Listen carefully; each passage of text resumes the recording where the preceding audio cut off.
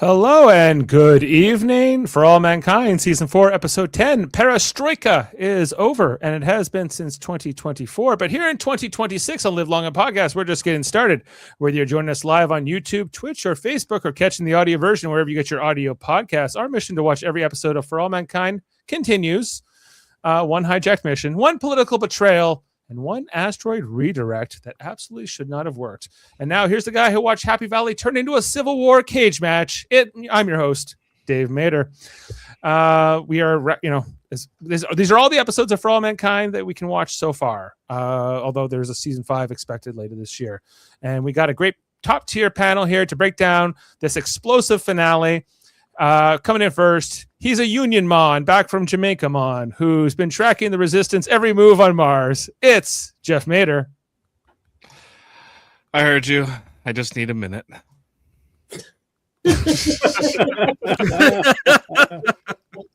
Well, thanks, Jeff. Welcome back. Coming in here next, if there's a moral boundary, he's measuring who crossed it. If you try to upload some engine override code last minute, he'll give you an opinion, but serve him a bad hotel burger or spaghetti, and then he'll truly lose it. It's Kevin Millard. Hello, Dave. Yes, I have no patience for bad food. No, you don't. But you're all here for the good food. Yeah. Which, by your own, I quote, all food is good food, mostly. Right? I'm adding the most part. Okay, well, coming in next, he saw Dev's little Morse code device and questioned whether that would really work in the pinch. If the system breaks, he'll be the first to tell you why. It's Jody Simpson. You can make a Morse code machine out of anything. Really. Okay. Such a simple transmit. But anyway. Confirmed. Hello, Myth confirmed. Hello, Jody. Welcome. Hi. Welcome. Of course, he watched them take Margot to jail and thought maybe that is the best outcome. When alliances shift, and in this episode they shift fast, he's already mapping the new power grid. It's Adam Woodward. Hey guys, I'm kind of happy we get a pause on this now. I gotta tell you, because I might come back liking it more. Maybe, like we're gonna break all that down, and of course, stylish as ever, she clocked the emotional shockwave the moment Aleda found Sergei's body, or I guess that he had died, and she felt every beat of the unraveling between Margot, Aleda, and Irina. Style meets steel. It's Heather Narduzzi.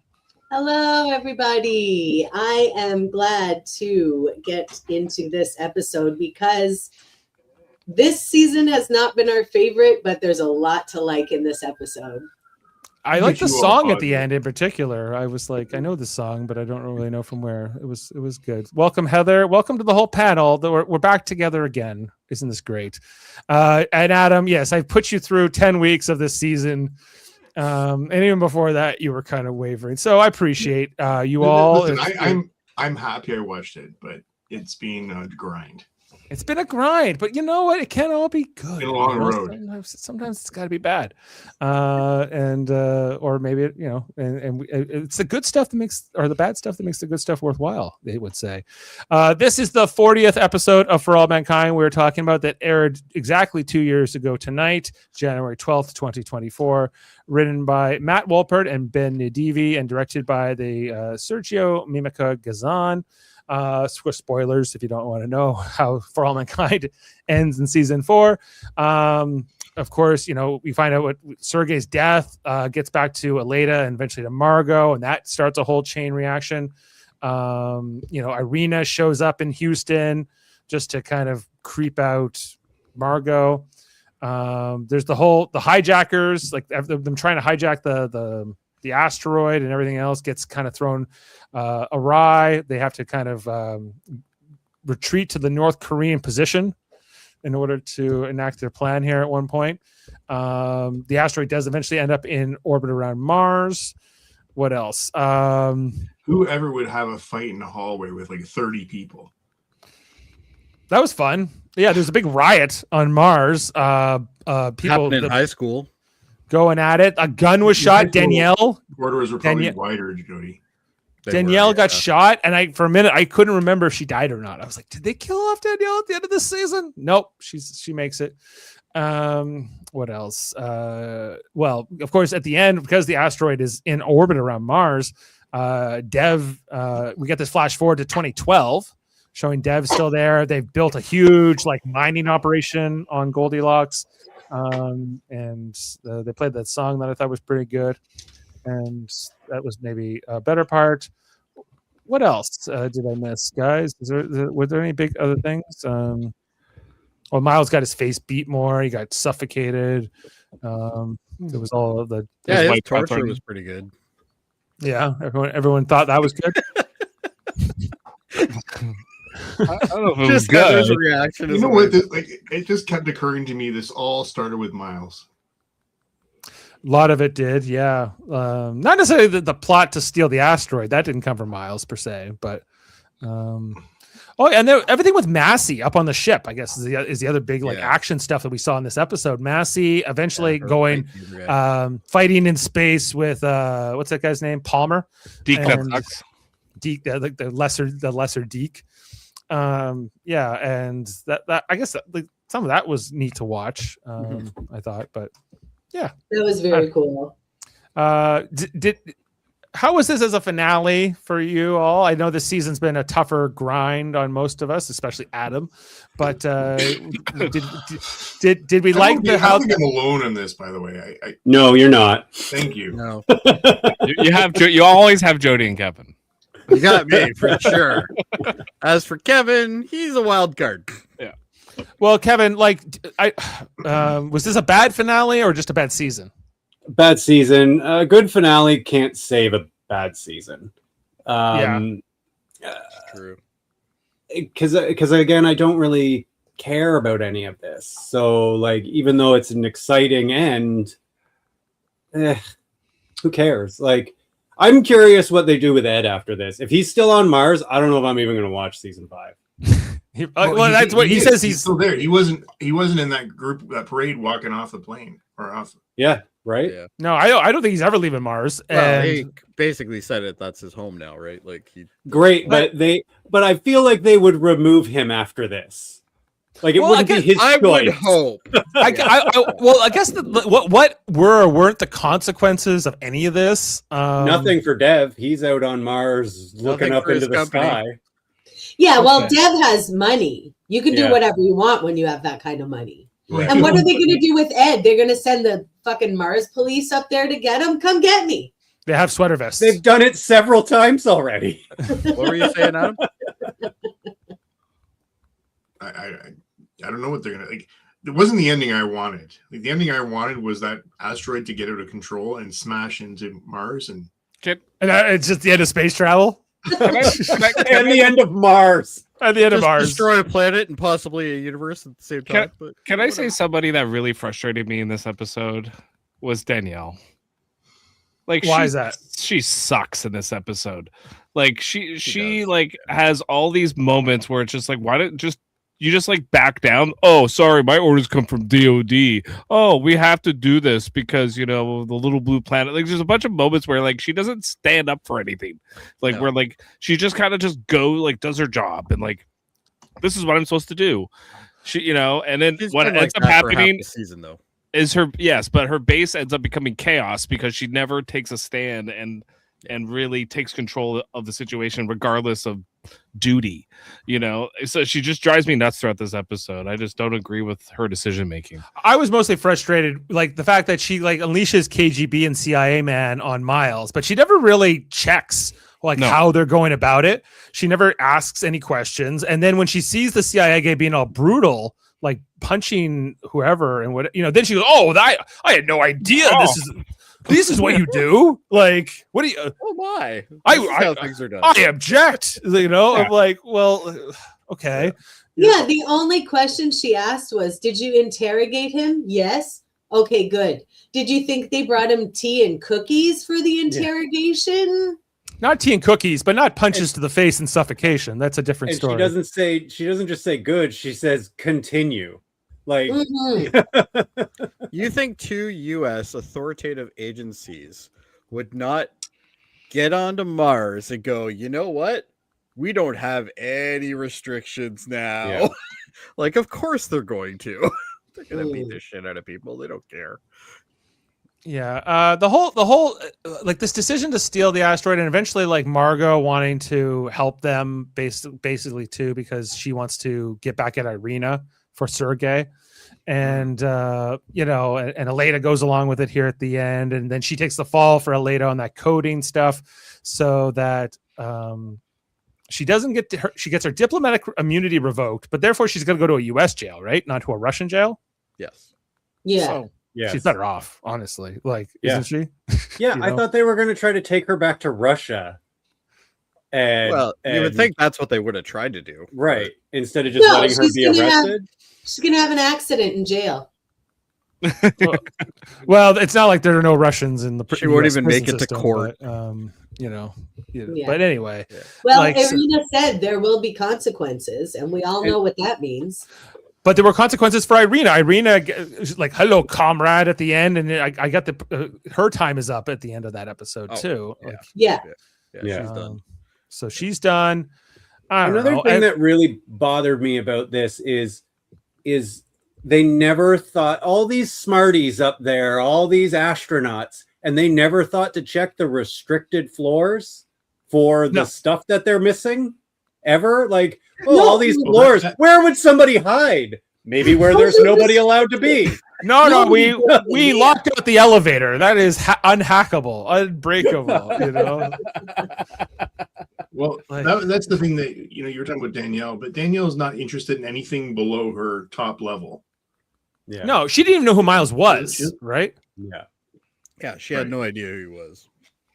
Not that you're gonna know every single person, but I guess you Yeah. would, like, at a base that small. I It's think not like eventually you would, especially when you're the commander of it. Like you are going to be Well, walking through. you would if you everywhere. made it your interest to do it. Like all she has to do is walk around the place once a day. Yeah. yeah. How many So- people are stationed at Happy Valley total? Like, I think Fun they said fact. the current one was something like 180 or something like that. that's it. Seems like about 200 people. Yeah. I think you get to know 200 people in that much time. Oh, E- easily. Even if you didn't know them all personally, you would certainly know them to see them. You would know Yeah. somebody's name. Yeah. Well, maybe Exactly. not me, but everybody Yeah, else but would. you know what? If you let people, You eat know them to together- see them, though, Joe. I know who they are. Yeah, I know that I've Yeah. run into them before. Like, I always felt like this about Voyager. I'm like, on a ship of 150 people, we should, after 7 seasons, we should know every single person on that ship. Like, Yeah. especially after 200. people. 200 people total, 200? right? Yeah, but the fact is, like, she has this classism on that, and this is part of this Yeah. whole season. But like, you don't eat together, they don't socialize together, they don't play games together, they don't do anything other than Where's work. movie night? Right? You know, Yeah. Enterprise taught us about movie night. Very important. Movie night is very important for morale. And I came to the realization during this episode that I think the reason I don't like this is because there's nobody to root for. I'm not on anybody's side. Everybody is wrong. Yeah, Everybody. everybody sucks. That is true. That is very true about this season. Like, I think you that's can like correct. you can like certain characteristics of some of these. Some of these But at the end, I I like, think I like they all Danielle. I suck. like Danielle. Like, I like her as a character, but she's not good in this role. Like in this role as commander on the station. Exactly. She's a little in over her head, it feels like at times, and not necessarily completely motivated for it, and then everything they have to try to do to deal with like the descent of 200 people. But Basically, it's interesting who they put in charge, right? Because like Danielle, they're in charge of small crews on spaceships, and they're not administrators. And this is very much an administrator role. Like you there's a lot to get going here, but they A lot don't of know how to do personnel. that. Right. And so somebody even with a military background might have been a better choice here to be the commander of the base. Someone like but- Ed. No, but Ed wasn't. Maybe not Ed. Didn't do it either. Yeah. maybe I'm not. not sure maybe Ed is maybe a someone better new. I choice. don't know. Like maybe Tyler. I don't know. Maybe somebody younger. Who Tyler. Like I don't know. But he's now. What's he's her not name? Dennis. The girl that was outside fighting people. Massey. Nasty. Massey. No, that, yeah. well, maybe. She Like, would've been a good it'll be commander. interesting to see what they do with some of those characters because I know that like Miles is back for season 5 in whatever role. Oh, Sorry. I didn't know that. The Did guy he get arrested? Spoiled it. I know Ed's only going to be in a couple episodes, so whatever that means to you. Yeah, his arc is almost done. Yeah. You know, He's so. 105. Like it's again, it's like what 9 years later now after this. Like, Yes. come on, Yeah. he's got to be done. What year is it? Like 2012? 12, Oh, 2012 at the 2012. end. Now into 2012. Yeah. And He was what? born in like and- 1922 or something. yeah, so he'll be like 90. He'll be 90 on Mars. You know, I'm as you gonna check that do. again because that was Now- a fun fact from like season 1. What was that? Sorry. You just gotta check up Indeed. what his date of birth was. What Oh, year he was yes. born. Yeah, because Yeah. we actually had it. Now Still 20. he's gonna die on Mars, right? Like Obviously. Presumably. that's definitely what's gonna happen. Hopefully, he Now takes his I will daughter with him. say I totally sorry. thought Danielle was gonna die, and I was happy because I hadn't watched this episode, so this episode was new to me. I wasn't like rewatching, so I was surprised that they didn't kill her off because I totally thought they were gonna kill her off. Especially after all that build up. But then it was kind of Yeah. like just her getting shot was enough to bring the crew together, like for them to go, what are we doing? Like someone shot Danielle by accident, you know? Oh my god, a gun went off. I was just braining this guy with a club. That was okay, but someone shot a gun up here. Oh no, it's none. a North Korean gun. And it guy says that- right on it. I love how Along with how the camera panned by the CIA guy who's threatened his wife and kids. Yeah. And yeah, like if that he just stopped, he was just like it made no sense.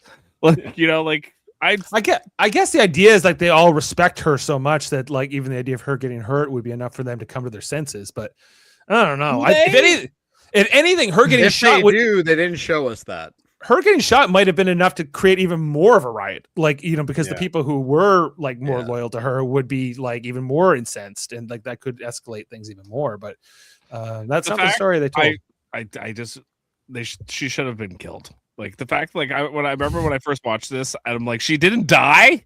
I was like, what? That's bullshit. Like I was so mad. She was coughing up blood, man. It's like tradition. We kill somebody foreshadowing off at for the end of a nothing. season, you know, and no one died in this episode, right? So Like he'll No, be 81 in the show. He was What's born in his name died 1929. last episode.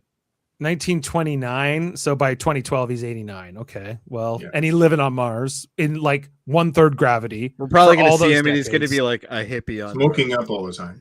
Like He's there's no way he smoking can go back to Earth. Like, there's no way he would crumble. Like, you know, Yeah. after that much That's time. how they'll keep him there. Yeah. I think they'll- they're going to yeah. put him into Danny's the place where they put Pod? Danny. Yeah, I think that's Yeah. where he's going to go to finish No. his life.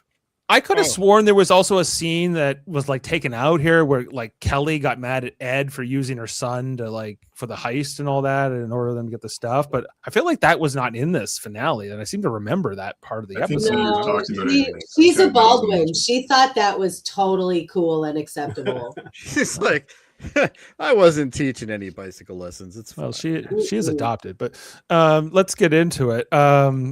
If we're all ready, and talk about the greatest season for all mankind, the ending that we ever saw. So, Oh, we're doing that- we're doing one again. doing what? We're doing season one again. No, not one. Oh, okay. Guys, we start off here 2 months ago. If you remember in season 3, they buried the North Korean Lee's gun here under the sand of Mars and marked it with a tire iron. And it was eventually found by this Helios guy who came across the marker. Everything coming back here. Tuttle, I guess, was his I'm name. not sure if I'm driving around Mars, I'm going to be able to see that. Well, there's not many there's no like man-made stuff really, No, right? So I guess anything like this would really stick out maybe, but anyway, he pulls it out and what does he discover? It is a gun, which the inscription on the gun says protect the leader at all costs. An interesting inscription considering Danielle gets shot with this gun by the end of the episode. Uh-huh, symbolism. Yeah, there you go. But See, this is again, you know, you don't have the gun, nothing would have happened. You know, guns don't kill people. Yeah. Come on. right. Well, even them burying it, and then they never came back. Like Kuzi and her never came back to this and say, "Hey, remember that gun we buried out there? Maybe we should like deal with that." Yeah, because he's dead. Why did they have to do this for the gun anyway? Why would they need to ever come back for it? Why didn't you just bury it? Because somebody could find it, Jody, and then take How'd they it back go to the find base. He just found it. It's What are you talking literally about? a big sandbox. Oh my god! I couldn't even find my Am damn I cars talking in to the us? sandbox Am I after talking that. to the sandbox? I think what Jody's saying is, why did they mark it? Yeah. Like, So they, presumably, so they could come back and get it because they didn't want to take Well, it with what? them at the time. Yeah, I think it was the main Korean guy. What's his name? Lee. I imagine it was him who did it. No, it was like I remember this is a No, this scene was we a watched scene originally, Oh. in yeah. season 3 where they find the gun and they bury it, and then Who they just buried left it it? there. Who buried it? But Danielle and Kuznetsov, Oh, okay. right? Remember like Lee had the gun on them at the end of Yeah, season 3. yeah. So they eventually like they commandeer him, and then they're like, okay, we're gonna bury the gun. When So you're telling me another decision Danielle made that came back to bite her in the ass? yes, Yeah, that's right. Oh, The gun that shot she her in the buried. chest. No, sorry, got it, shot her in the chest. Great astronaut, terrible commander. But yeah, or at least take the bullets out. I don't know. Anyway, They could have taken apart the gun. yeah. Take the Well, firing pin out. Yeah, literally take apart the gun and throw pieces in random directions. You'll never need to worry about it again. You know. Well, anyway, the guy who found it, he wants to collect it. I guess he hides it in his like storage unit here, in his bunk. He's like a Helios guy, and that is the teaser for the episode. There's a gun in the base, which is, I guess, not standard. Which is a good premise, I think. Well, it's Chekhov's gun. If you see a gun in the first act, it has to go off by the third act. That's right. Like, remember, like in season 2 when Sally Ride had the gun on Ed Baldwin, not to fire the missiles and everything else. I guess they maybe reconsidered having guns in space after that. Maybe, Yeah, but, yeah. exactly. We've learned already. Do not fire guns in space. Yeah, or even on a planet like Mars with no breathable atmosphere. Anyway, so that is our teaser for the episode, and after the credits, we start here on Mars. We looking from space at Mars, and we see this little dot in the distance. As we zoom in on that dot, we see that it's the asteroid Goldilocks headed towards Mars, being pulled by the Ranger 2. This is not the same ship, I guess, we saw in the premiere. This is a second ship, the next generation of Ranger ships, as it's pulling the asteroid along, and we move into the ship to see the cockpit, the bridge of the ship with that commander guy, and So wait. So they're pulling in this scene, mm-hmm. and then they fire up the engines and push it. But how do they push it when they're pulling like those cables aren't fixed? They're not you know what I mean? Yeah. Well, so somehow the asteroid's turned around to face Mars, right? Or maybe Mars. Maybe it's Mars that moved. I don't know, but no. But what I'm saying is that if this, oh yeah, wait a second. The ship must flip. It's or maybe Mars flips. Like maybe because Mars is of course on its own orbit, and so perhaps I don't know. Because but the perspective would still be the same. I don't know. These are not questions I can answer. But we move into the ship, and Massey is looking at because the heist is still on. She's put the new discriminator in, and we see that it is seemingly working now. Palmer is always looking at Massey. For months they've been up on this spaceship waiting for this to happen all here. But his main job is here. And I think at one point he says, like, I'm going to leave. Make sure you watch Massey. And then this guy's job is to watch Massey. So during this scene, I'm not going to lie, I totally didn't realize that he was in on the plan. So I'm like, why is this guy creeping on her all the time? He's in on the plan. Yeah, he is in on the plan. I don't think He has to be. He's watching her do everything. No, I think he just I think he's maybe. I got the impression he knew what was going on. No, I got the impression I'm not gonna watch you, Massey. You're my bud. You know, like I don't need to worry about you. Palmer's paranoid. That's what that was. Because to me, it looked like he was staring at her the whole time. Oh, well, maybe. Anyway, which she just smiles back at him. Meanwhile, I guess they're getting ready to do the next stage here down to Happy Valley. It's 2 hours until they're going to do what's called the burn, which is when they're going to try to slingshot the asteroid around the orbit of Mars towards Earth. And they're not quite there yet. So they're getting prepared here. We see Dev, he's right there in mission control, ops comm with Danielle, but he's got his little Morse code detector sender that he can send little signals down. We go through the first level, down the second level, the third level, or I guess this third level, and then eventually down into the fourth basement here, where it's just where the little heist crew is working here, receiving their Morse code signal, and then this lady translates it and hands it to Ed, who's kind of running things down here. So they're excited to get their mission on, which is going to be to burn the engines longer so that they can bring the asteroid into permanent orbit around Mars. Guys, it turns out Lee didn't kill the North Korean commander as I thought last week. He only like not put him in a sleeper hold basically, and then no, but he did hurt him quite a bit. He didn't kill him, but he's not necessarily going to do well without medical attention. So they're deciding what they should do with him. Should they bring him to the doctor or not? This guy doesn't like the idea because he saw his face, but they can't let him die. So Lee eventually decides, okay, I'm going to take him, the North Korean guy, back to the doctor, knowing that the doctor's their friend and maybe he can kind of keep things on the down low, at least for as long as this is going to take.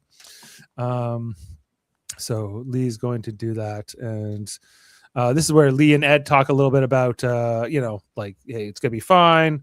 I hope so. And this is what I don't think they say this. This is where my home. This is my home now. Maybe it's that scene, but I think they did that, and then Lee. I don't think it's here. I think it's a little later. It's later. Okay, is it later? Meanwhile, let's check in with Miles, who we said last week we enjoyed watching his face get beat in, but this is getting a little excessive, everyone. Doesn't mean I can't enjoy it. So the CIA and the KGB are working over Miles, who refuses to give them any information. They've been tying him to a chair and punching him, but he hasn't broken. He hasn't given up his compatriots here.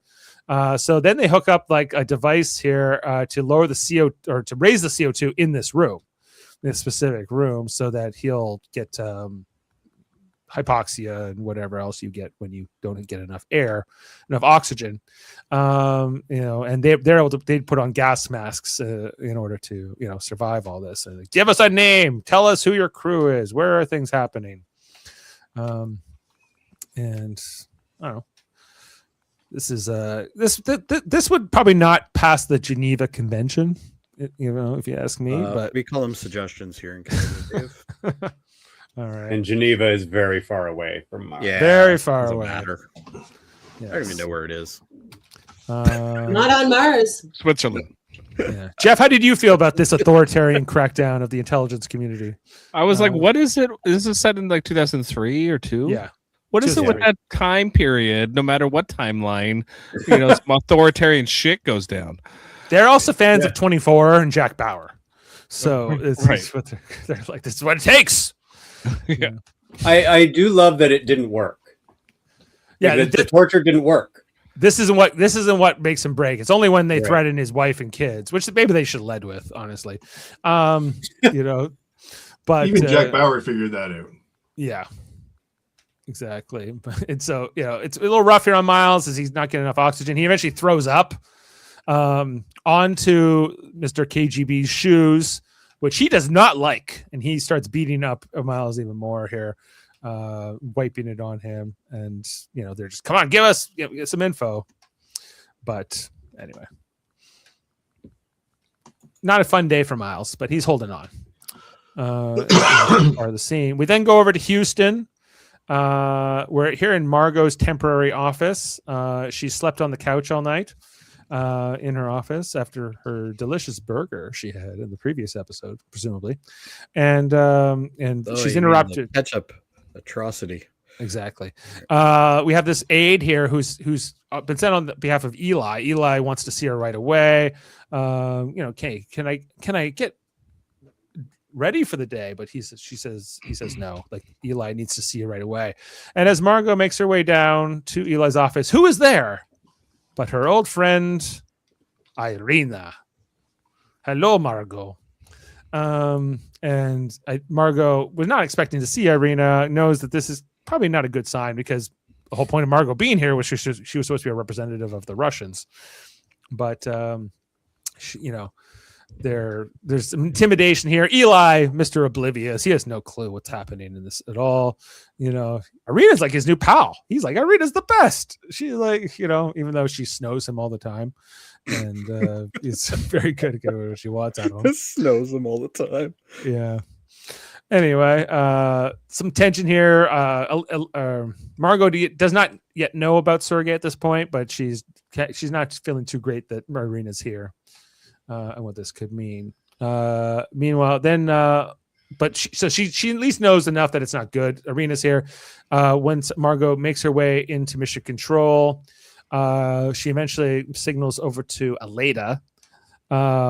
And when they start talking, she says, Irina's here. I need you to talk to Sergey and get him away from here. Like, he's in danger. You need to make him leave and get out of the area as soon as possible. And Aleda also mentioned she hasn't been able to get hold of Sergey for at least the morning, if not longer. But Margot pleads with Aleda to do it in the middle of all this craziness.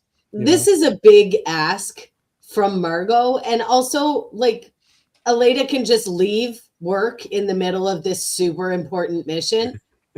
World-changing mission. Gotta go see a guy about a Russian horse. Why? What couldn't have Aleda maybe called her husband? Hey, would you mind hopping by the hotel and tell Sergey? Something like that, right? Because he may be. Or and here's a kicker. They identified the guy to begin with, so they already know that he exists. Why didn't you guys just call the actual hotel and leave a message? Call us. Yeah. Well, any of these. Anyway, Aleda has to go. So there's only an hour and 39 minutes until the burn is scheduled. Yeah. Anyway, back on Mars, we got Danielle getting her crew. Let's find out where that stolen equipment is. They're still worried about the sabotage, and they don't quite know what Ed and all them are up to. They don't even know it's Ed yet, and Dev, but they know something's up, so they want to find that equipment. The security people. This is where she tells the CIA guy, keep interviewing Miles and making sure interviewing. Yeah. So far, he hasn't given up any information. So, but never inquires on the specifics. She's dealing with the KGB. Come on, Anyway, so the security personnel, they're tossing the base again. They got sweater vests and they're ready to use them. They even there's this order to confine all non-mission essential staff to their quarters, which to me this is where they really should have figured out who was up to what. Because once you confine everyone to quarters, who's not in their quarters is probably who you're looking for. But who am I? Police work is not my vocation. Maybe it should be. Maybe it should be. As the sweater vest people, they're ready to start cracking down on the people, taking their food away, and even taking this guy away. It's trampling on his rights, and the tensions are really starting to rise here between these crews, the security staff in particular. Why do you get a sweater vest? Ilya, a guy from Russia. He's like, this is very authoritarian. They pull out their little billy clubs and they start beating that guy with it too. Meanwhile, they start searching all the different compartments, all the crew quarters, and then one of the security guys, this guy, he finds that North Korean gun that was set up in the teaser, and he's like, I'm just gonna steal it from this guy and keep it for myself. Everyone keeping guns. This is the whole stealing drugs to steal drugs, right? Steal drugs. Yeah. Exactly. Who's gonna call you out on it?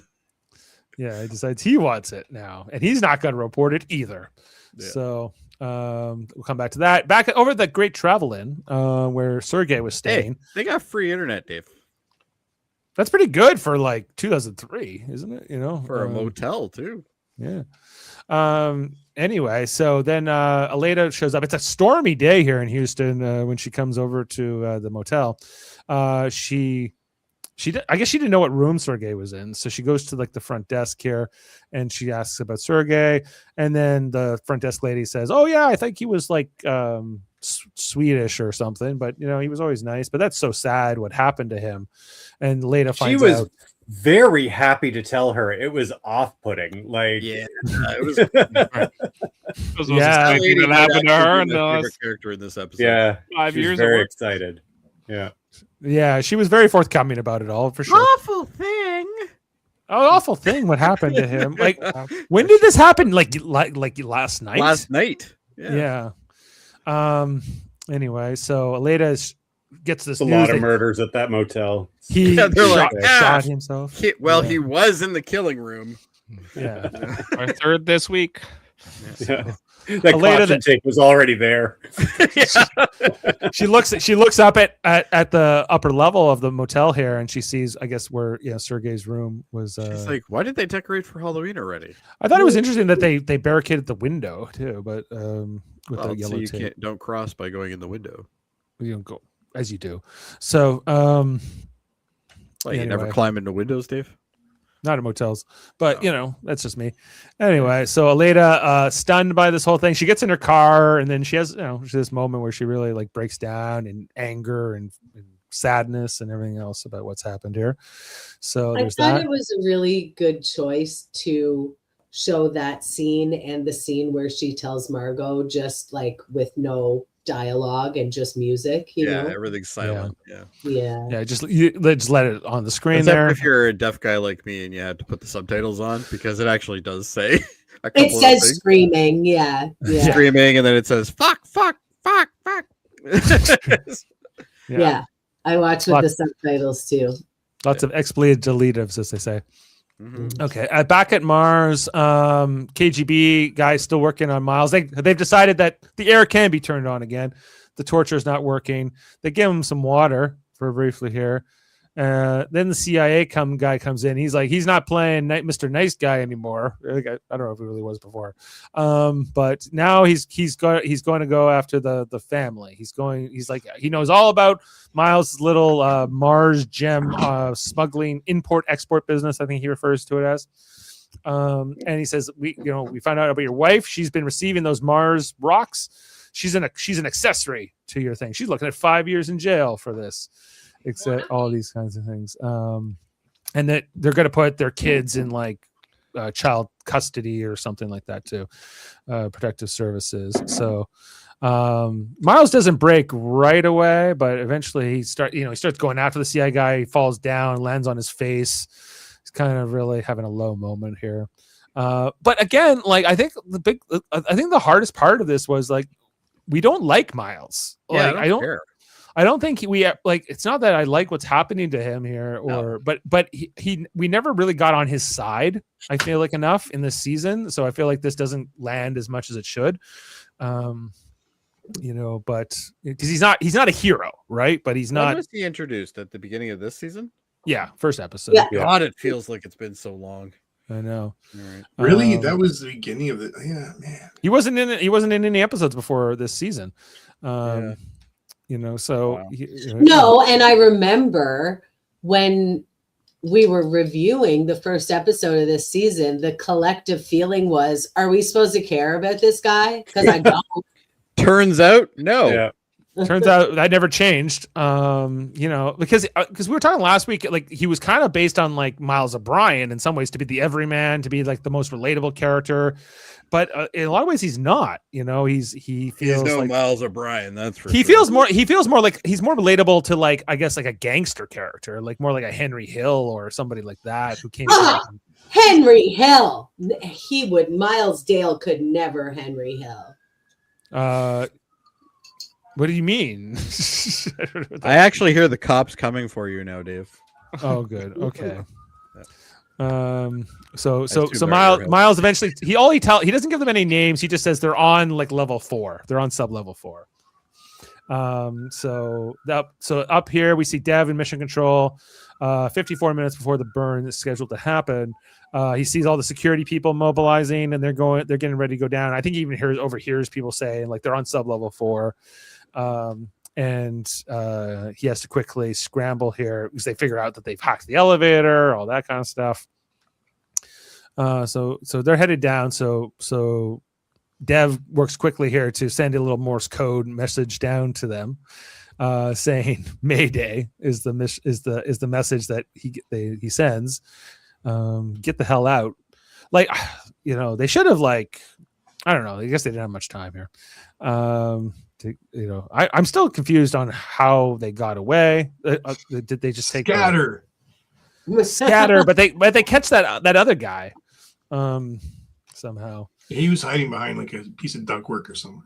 Yeah, he just picked a bad hiding spot. He was probably His outside feet having were a. sticking out from under it. He's probably Yeah. smoking a roach outside. See, like that would have been good. Like this guy's just bad at hiding. But they only have like I guess a couple of minutes of that to get the hell out of there before Danielle and the security Gestapo come in to search around. Eventually finding the other ops comm, basically explaining everything they're doing. Like, you know, I think I might have tried to grab like their computer or something just to maybe not so that they're not on the track here, but they just didn't have time for that. Or at least like log off. Yeah, log off. But you can clearly see like exactly what they're doing and even what their plan is, you know, here. And so Danielle sees this all play out. Back on Earth, this news gets relayed to Irina and Eli, who are not happy. Eli's like, don't they understand what we're trying to do here? We're trying to change the world with this asteroid, but also money. Oh, you're And all And they're this. just interested in money. And I was that just made me laugh so fucking hard. Like, Yeah. like the other countries are not interested in the wealth of this fucking thing. No, no, Oh, no. But we're trying to make some money here. Come on. Like these selfish Helios people. I do not want to go back to robbing houses. Exactly. Irina is almost, she's so sickened by the whole thing. Like we have to stop this. We have to stop them under all process necessary. They find this guy, whose name I don't know. He's like, so they take him to be interrogated along with Miles. This is where CIA man, he starts like getting really aggressive with him, choking him and, you know, everything else. And maybe, you know, and this is where Daniel's like, I had no idea you would resort to such Yeah, like, brutal tactics. Not She sure has to which get- rock Hey, he they would lives never do under. that. No. they would never do such things. And Their goal tell- isn't to get the information, regardless.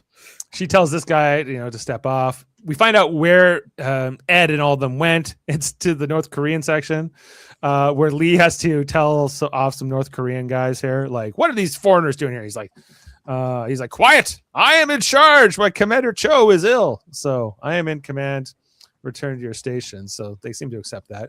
I don't know. Helps it. I'm almost positive that neither one of them would actually have done that, because like they're an oppressive society that basically follows rule and that's it. Like, Well, remember, Lee's a bit of a celebrity in their culture, right? And you know, because he was the first man on Mars. these are you like know. two peons, man. I don't think they're going to be doing that. I think they're going to do whatever he says in this scenario. So they agree.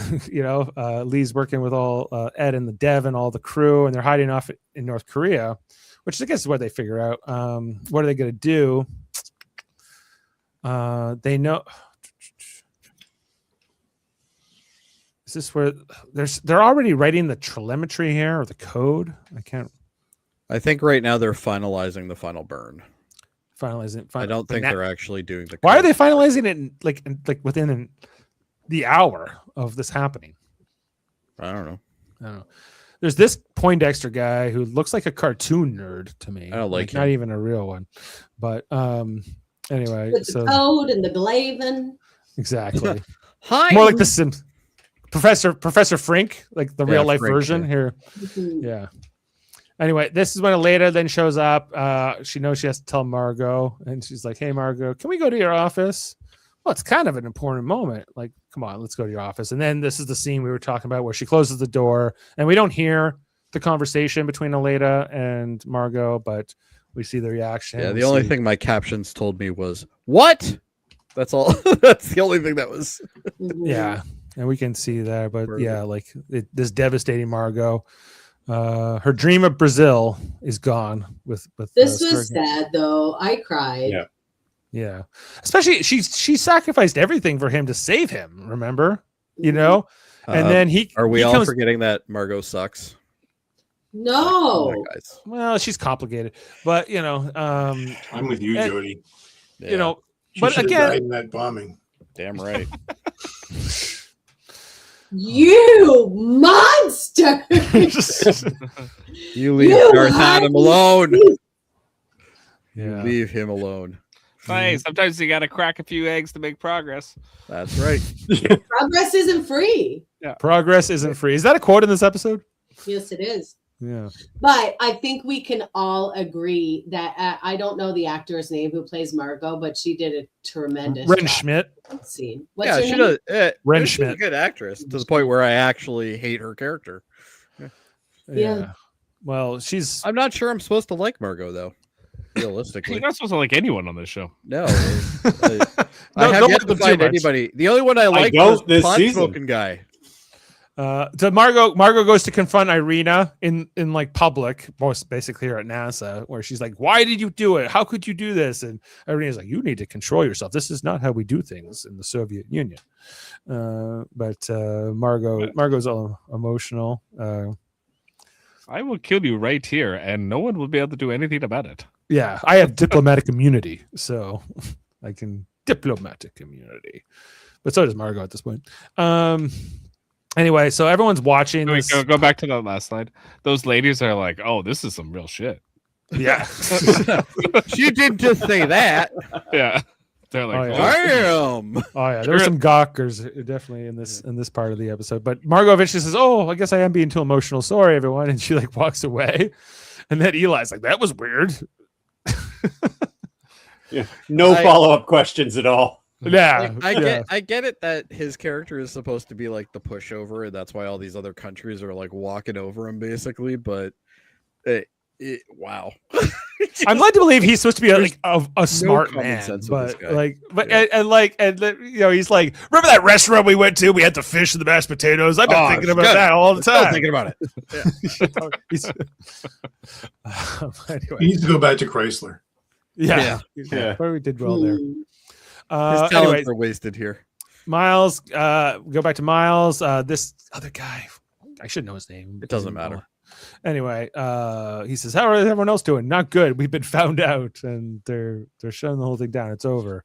And these two are now in custody here. Blah blah blah. Back on the Ranger. This is where they're getting ready to do the burn. They're now getting the signals from Danielle's OPSCOM, so that's all happening now. So there's nothing Massey can do. Seemingly, it seems like the bring the asteroid to Earth contingent is going to prevail as they're approaching the 15 minutes before the burn here. No, that's 15 seconds. 15 seconds. Oh, right. So it's because I forgot. I thought that they maybe got the call to Massey before this, but the burn was already had started at this point.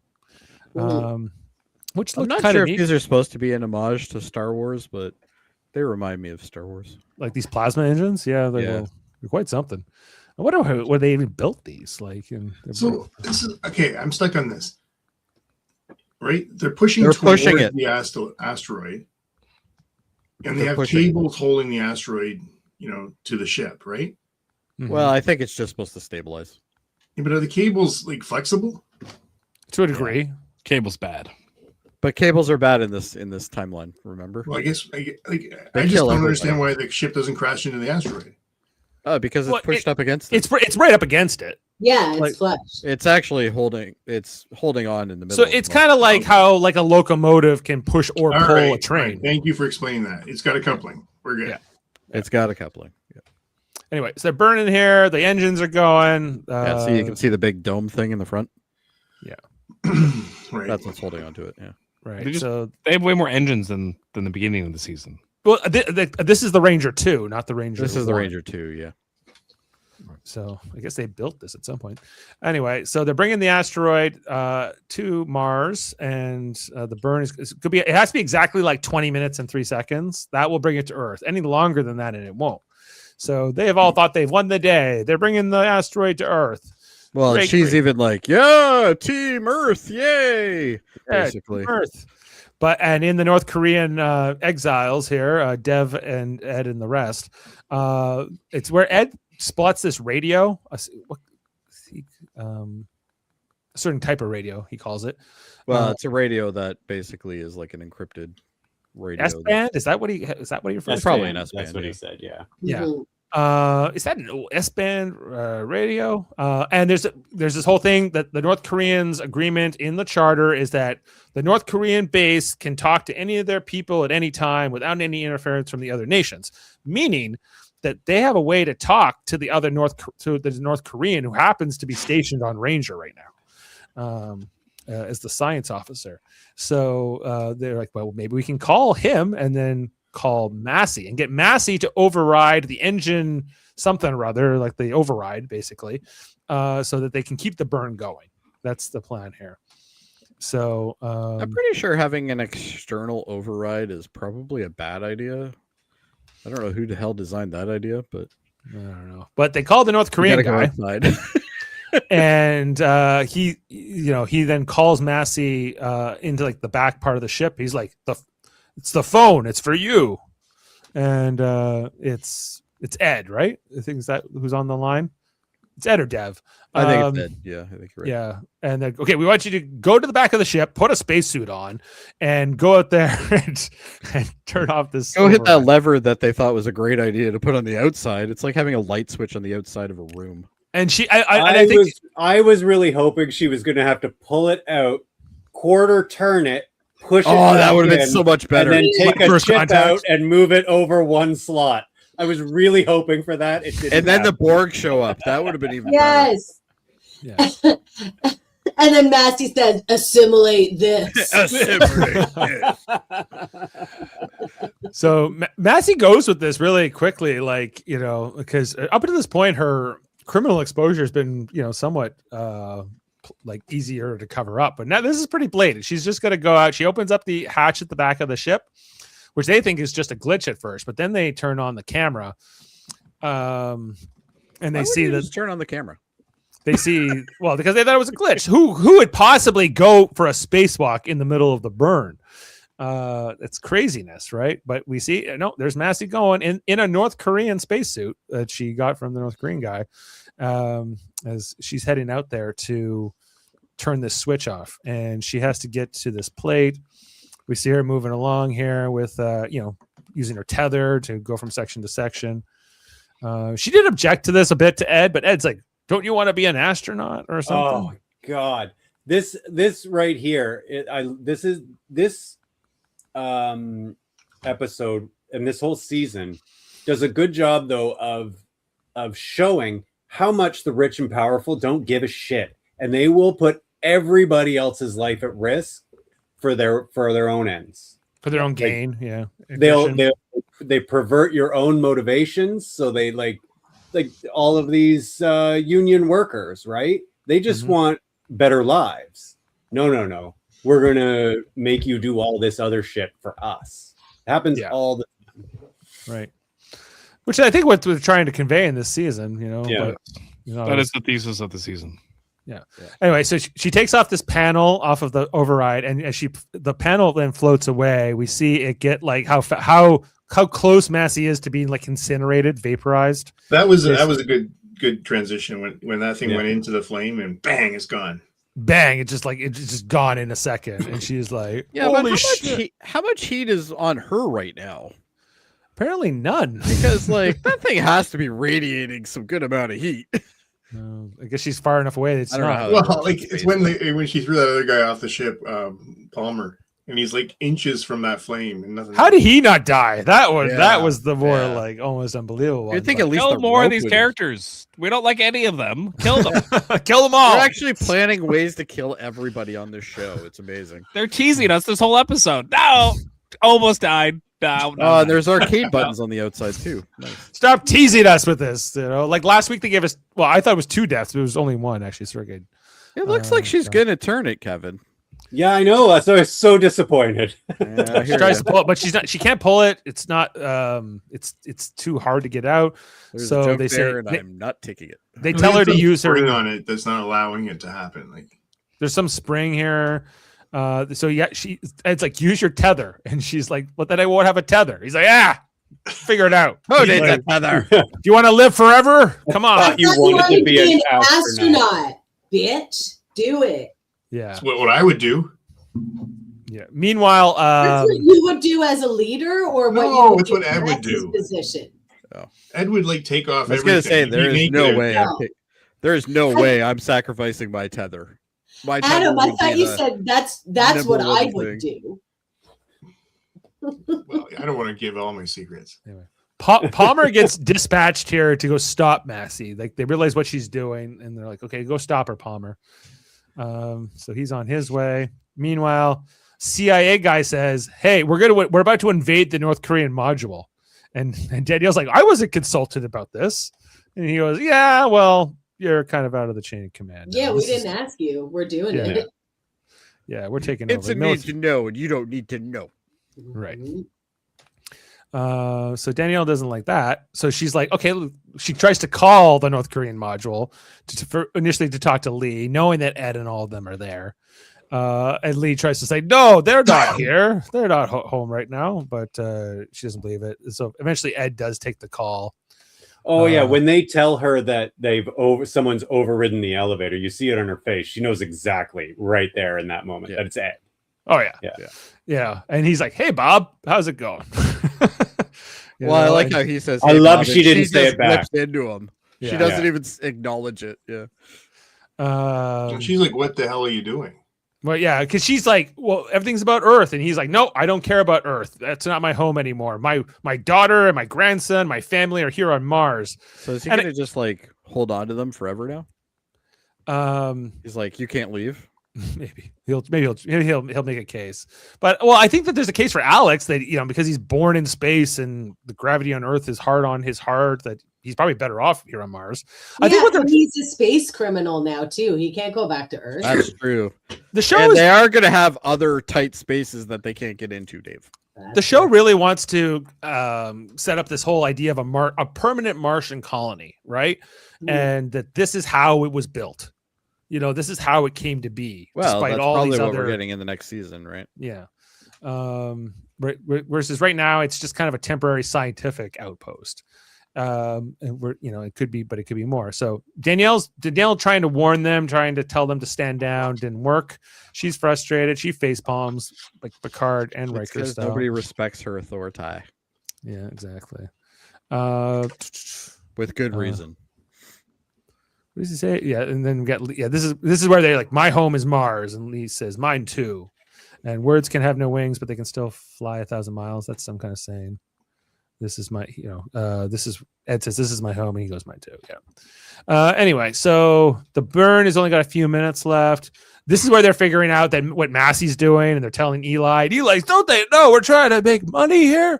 Like, come on. What can we do? And they get the Why is Professor he always Frank the here. last person to know? That would be more and 'Cause more he's- my question. Oh, that's easy because He is the director, is he not? yeah, but he's He's figurehead. also incompetent. Yeah, that's true. Like I think the season's also trying to establish that somebody with like Margot's scientific knowledge or someone like Aleda would be better suited for the job than Eli, who's more of a politician, really. They missed a good opportunity to have Joe Pesci show up as like one of the scientists or something. Like that guy. That guy could have been Joe Pesci. Or he could have been like a Russian mobster and just like, Yeah. he's the guy that whacked Sergey or something like that. Yeah. But That he would would be amazing. still have his like American, He's got to have the hat on though. like his Yeah. New York accent. Yeah, with the hat. Yeah. And he would try his hardest not to swear. And they call him the Yorker. could be.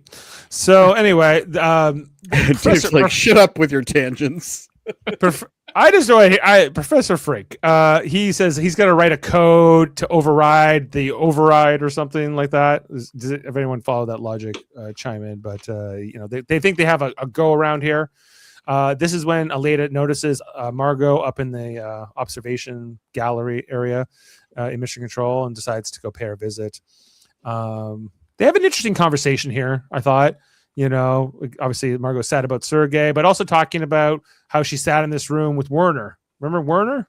Mhm. And everything with him, and before she knew about all these things, and the I advice. thought this was a really great scene as well. The way they framed it, the way they even acknowledged in dialogue that was where she was standing when she found out about Werner, and they had the same conversation, but now Margot is the one sitting, and I just think it was a really good callback and well written. Good callback, well written, and I thought it was good how she said, Aleda says, "You're not Werner," and she says, "No, but he is part of me. Like he's kind of like there's some of Werner, like I guess guidance, influence, the impact he had on her life is kind of part of her."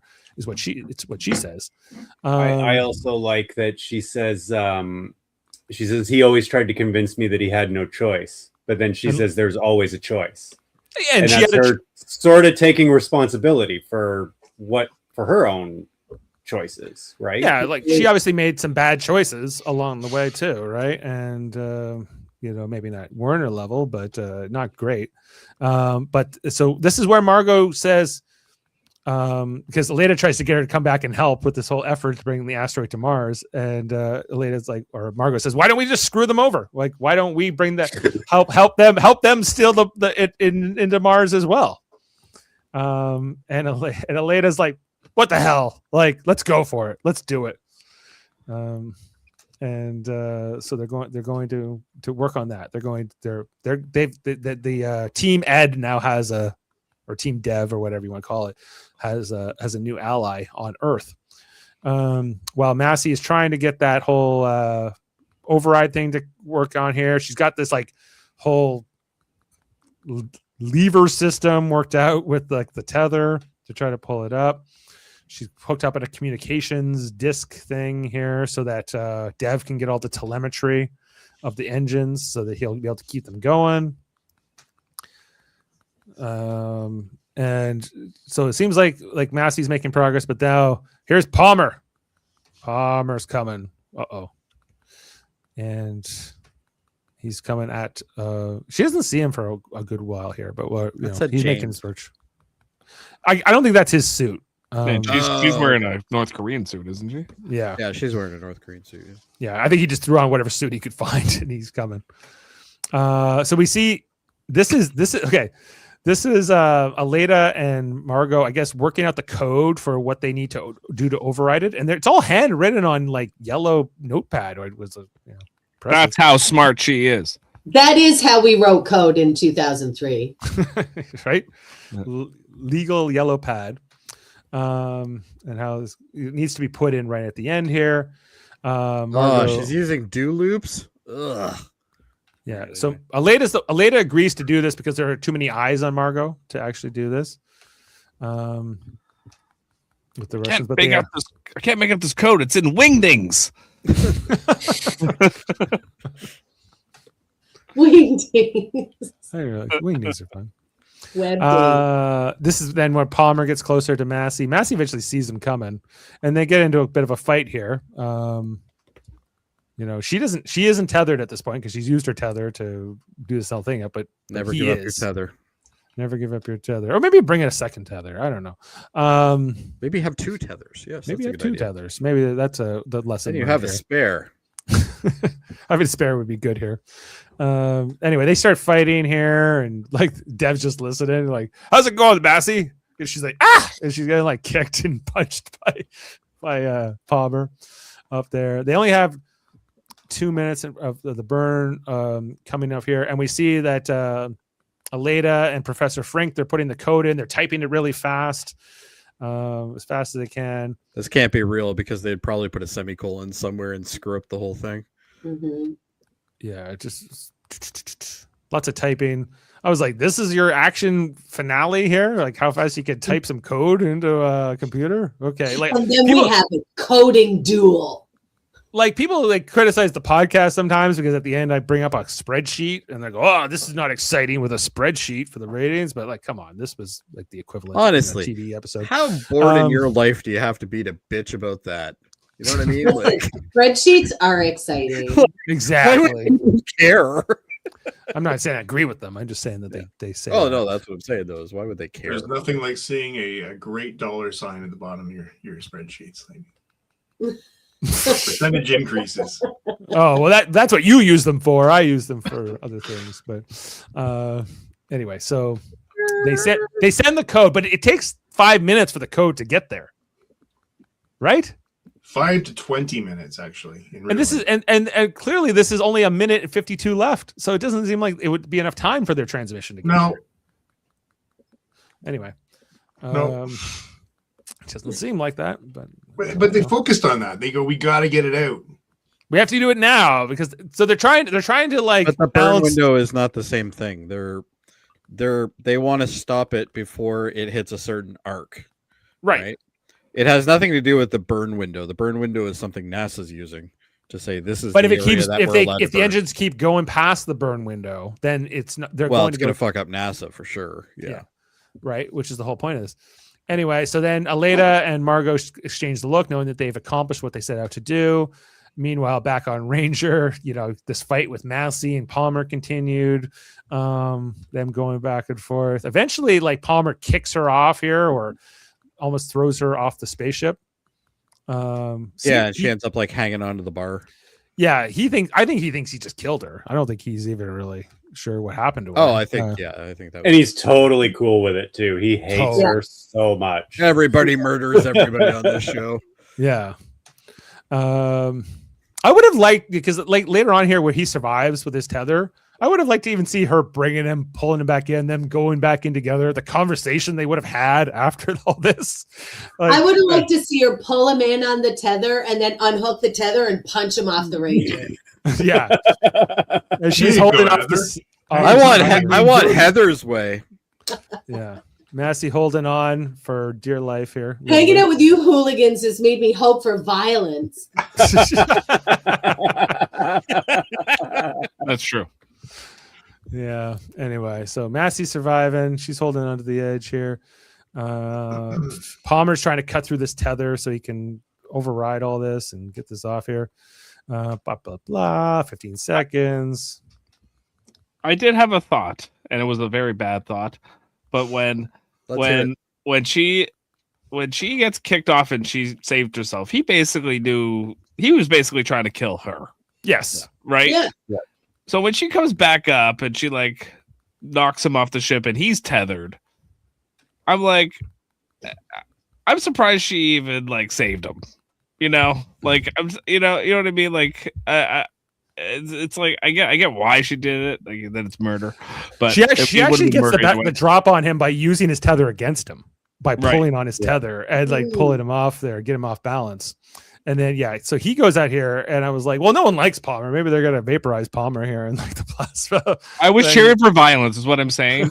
I would have loved to have seen that though. But look at that. He's like on the edge of that plasma stream or whatever that is. Like, Yeah, if this was a metal plate, he'd already be burning. Yeah. But Massey just looks up at him like, gotcha. I just would have left it there for a long time. I guess I wouldn't have killed him, but I would have left it there a lot, like at least an hour. You're on a Right. timeout, buddy. Yeah. Time out where you're right up against some plasma engines. Yeah. Tell Are him, you turns ready out to this thing is going. apologize? No. You're not ready to Tell him- apologize. You can stay out there. Tell him we failed. This thing's going to Earth, and you're going with it all the way. You're going home, boy. Enjoy the ride. Yeah. As we pull out here and we see that the burn is still happening. They've achieved what they wanted to do. Stop the engines, and they're celebrating in North Korean territory. Ed and Dev have pulled this off thanks to Massey, mostly, partly, and also Leda and Yeah, when Margot. you think about it, they really didn't have much of anything to do with this. They figured Massey out did the bulk of this work. Like Massey, They did told do most Massey. of it. Massey's like the hero of the episode, and she basically we don't see her after this, like this point. I think in she the was in episode. the elevator scene though, like the hallway scene, wasn't she? Was she? Like I want No. to see. Like No, when she they wasn't. return? No, Yeah. I don't think- But in Mars Opscom, Danielle and everyone, they could hear a pin drop. They would say, everyone's silent. They say, "Commander, we things are good." She's like, "I know what's happening." I need No, a she minute. said what? I need a minute. Yeah, she I gotta said go what I said dye at the my gray beginning of hair the episode. again. Is that? She said what I said at the beginning of the episode. She's like, Mhm. I know. I just need a minute. I heard you. I need a minute. Let's go in here. Back at NASA control, they're also stunned by this whole thing. What happened This here? was really good use of silence Yeah. as well. It just showed everybody like panned across and there's not a sound to be heard. Yeah. Yeah. And then Irina's like, "How did this happen? What the hell? Obviously, a major malfunction. Major I malfunction. love that she demands the arrest of an American citizen. Oh, yeah. man, that was crazy. Right, because Professor Frank here, he figures out that there's been sabotage or something's gone. Immediately, Irina zeroes in on Aleda. But And like, says this. that shows how like weak Eli is. Like Eli should have just shut that down. Yeah, he doesn't really say much, other than like, because Irina says, because Aleda says you can't know who did what because you don't have the technical expertise. And she goes, maybe, but I know when people are lying and you are lying.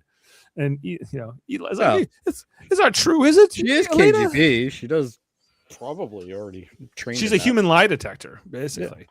Arrest her right now. Eli's like, huh? Eli's like, what's an arrest? First of all, Eli can't arrest anybody. He's not a cop. He's a fucking But, director. So he can maybe kick her out of the building. He might be able to pause a paycheck or something. It's like he's like, look, I got hemorrhoids. I can't deal with it. Yeah, they're flaring up right now. I can tell you that. Yeah. Aleda, you're messing up our dinner date later. Yeah. And then Margot says, "No, it was me. I did it. I was the one who, But like, how could you have done it, Margot? You were never at a computer terminal. It's not even possible that you could have done it. But There'll be consequences. There will be consequences for you, Margot. For what you've done here. Oh, she goes, yeah, no, that's fine. And Aleda feels a little grateful that Margot's got to take the fall here, so that Aleda doesn't have to go to prison. Isn't that nice? Meanwhile, the news hits of that what they'd done. Goldilocks was hijacked, brought into Mars orbit. Al Gore not happy. He's pissed about the whole thing. He calls an emergency conference. We got that new Russian president. He doesn't like it either. He's pissed off. All of the UN Security Council was getting together over this, maybe making a resolution. Who's to say? But Fox News, Eagle News, whatever they're known in this universe, they're pissed off. Who did? They're criticizing it to hell. But now the asteroid Goldilocks is in stable orbit around Mars, and we see now CIA guy and his security forces are now planning to storm into North Korea still, even though this is over theoretically, right? So Danielle goes to track them down. They have these guns. They're like paintball guns, or what are they? So this is actually, I'll just skip ahead to a fun fact. This is kind of a fun one, actually. They learned from firing guns on Jamestown Station. Yeah, that you shouldn't do that. So they built guns that hurt humans, but will not go through the skin of the ship. So it's a BB gun. Yeah, or it will kill somebody or just hurt them. It's like a beanbag gun type thing. Okay. Because in that show Babylon 5, they had like these special guns that. No, Dave. Nobody knows. All right. Nobody cares. Nobody cares. Just give you another concept about a gun for space. I've heard this from Doc Adam. Yeah, that's Star Wars. Anyway, so then, Daniel's like, "What do you mean you're gonna go in there and attack them?" And I wasn't consulted. And he's like, "This comes right from the Department of Defense. That supersedes your authority on this base, Danielle." So she's not. Does she have authority on this base? Well, she's the commander of the base. I haven't seen any. She's theoretically. So anyway, meanwhile, KGB guy is here, still beating up this guy. He spits in his face. They start getting, he starts working on him, beating him down some more. And then who shows up? But that big Russian guy that works for Ilya, who got beat up by the North Koreans last time, he's here to avenge the day. The Helios workers are coming in, and they, including Ilya. And Ilya was pretty forgiving for Miles taking over his black market business. This surprised me. Yeah, I could take it back. You could take it back. Yeah, I guess. Yeah, you can come to the bar anytime you want now. Anyway, they're getting ready to come into the North Korean module. Lee puts his soldier guys on notice here. We'll see that in a second here. But this is where Miles says, "I've had about enough of this shit. I think we ought to have a riot. So they're like, let's go take this back and take down these authoritarians as they're getting ready to burn through the door. And this is what Lee says to his guys. The Americans are coming in. Keep them out. We have to protect our territory. Protect our territory. Yes, sir. Let's go. That was good.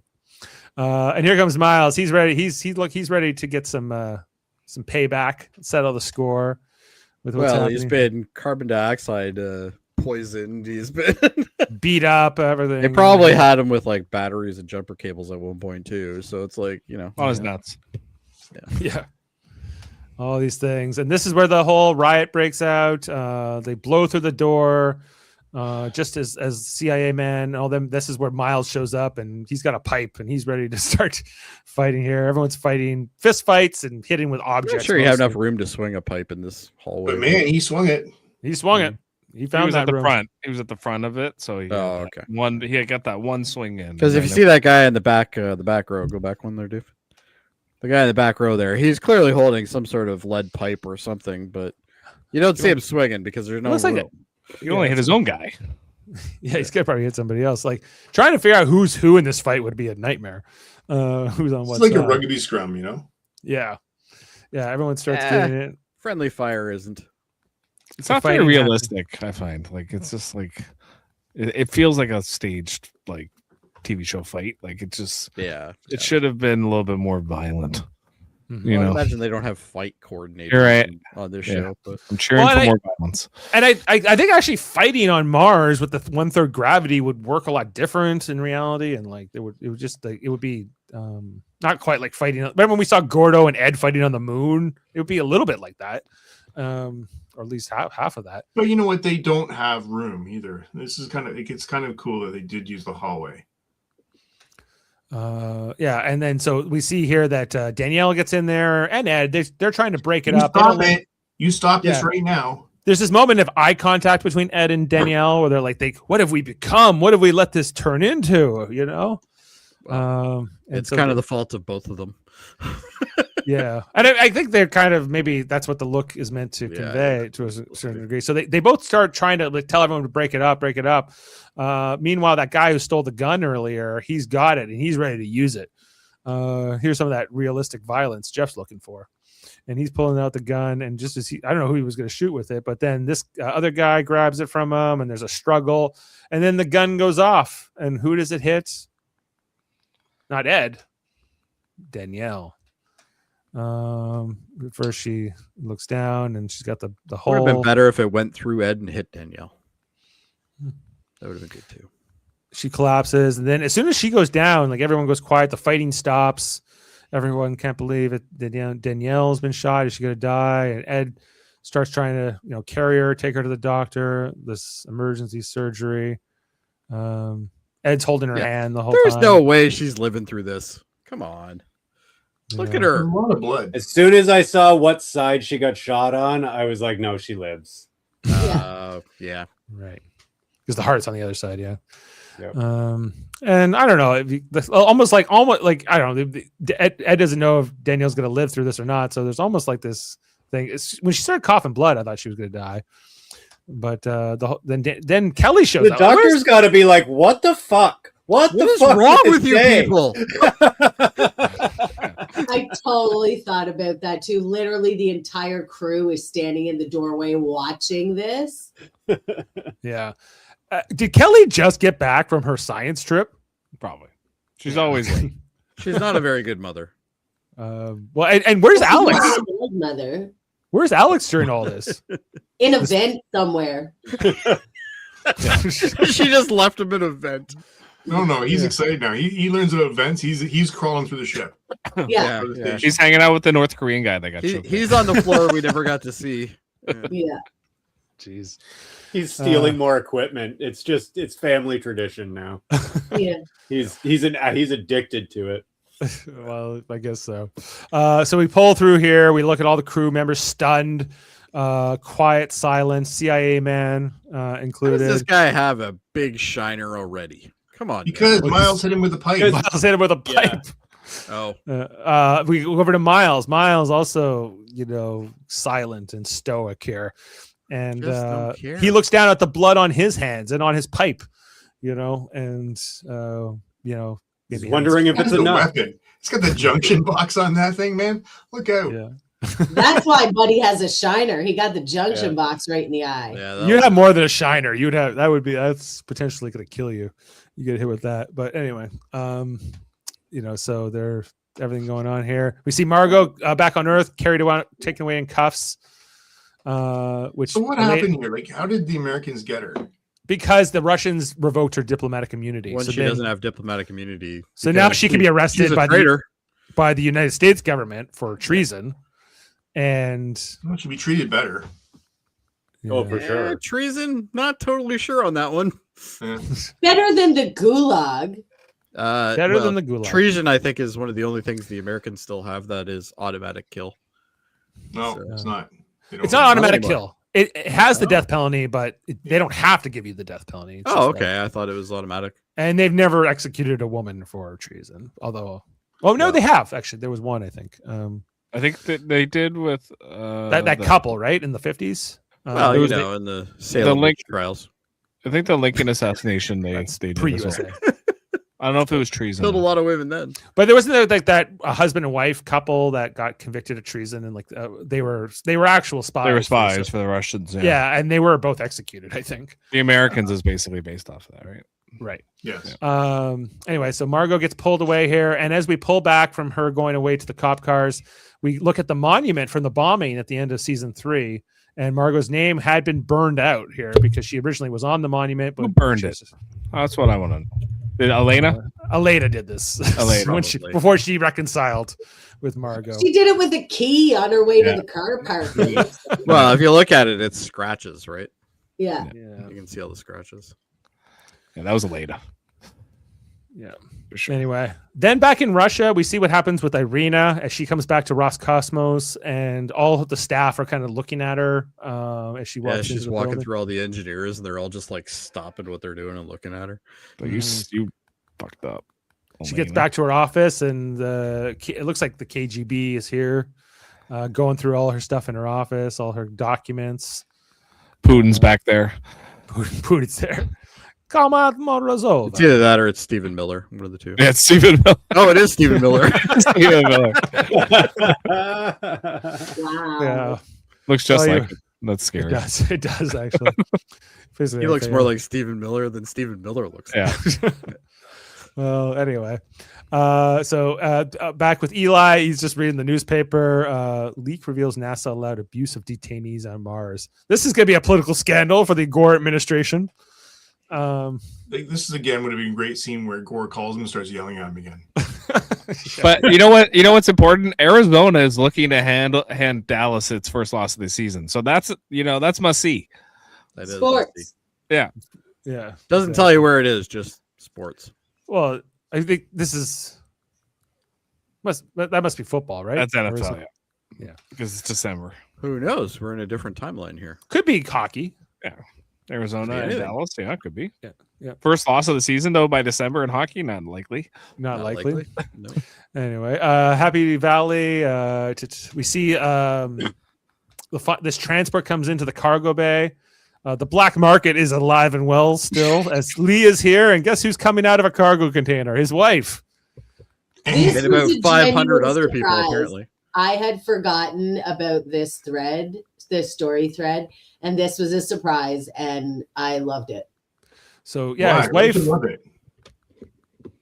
Because he's happy with his wife, and they hugged, and they're happy to see each other. That's why I loved it. Yeah, but she This brought is the the whole story I family. wanted, though. I wanted more detail about this. This was is it. more I fun. was actually sad for you, Kevin, that we only got to see her arrive, and we didn't get any logistics of it at all. No, Like how it happened? Like they came in a container? Yeah. like anything fucking possibly interesting. What I wanted to understand here, because presumably she's been living in a cargo container for at least a month, right? With about 6 other people. With other people. Like this would be gross as hell. Like first of all, it will be a cargo container with no gravity for most of that journey. So I don't know how you go to the bathroom in a cargo container with 6 other people with no Wherever. Wherever. After a week of that, Let's like let's see move how on. it goes.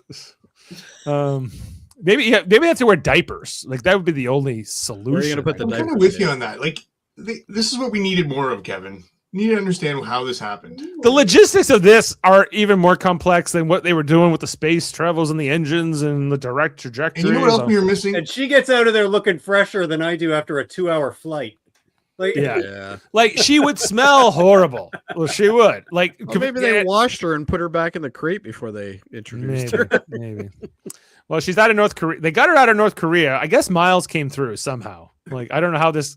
I don't know how worker- that incompetent fool could that is the possibly do most this. far-fetched part of this show. Yeah, like this guy who doesn't even understand accessory to like import export of mining minerals and things like that would be a problem. But he can somehow get somebody out of North Korea and then onto a spaceship and then to Mars. Not and several other people. Who are these other people? Are they other North Koreans? It's not. I'm It's I'm not guessing explained. it's the family. Maybe it's his family. Yeah. But And meanwhile, back back was missing. Like, they never talked about what Kelly did. no. Did she find life? I guess not. So, So, show of hands, who gives a shit? I do. Okay. Yes, You're- she you're did it. find life. They're just going to mention it for 2 minutes at the beginning of beginning the of next season. Okay. Yeah. Meanwhile, we don't know Danielle's fate at this point, but we see back here on Earth, she lived. She's got a sling, and she's Hopefully alive. she's court-martialed. I think she's retiring now for good at this point after this run.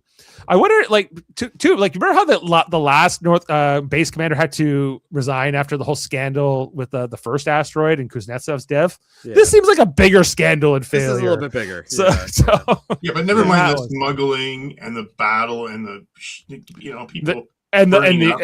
the abuse and all I'm this going other to tell you stuff. right now, I'm not handing my baby over to a lady who only has one working arm right now.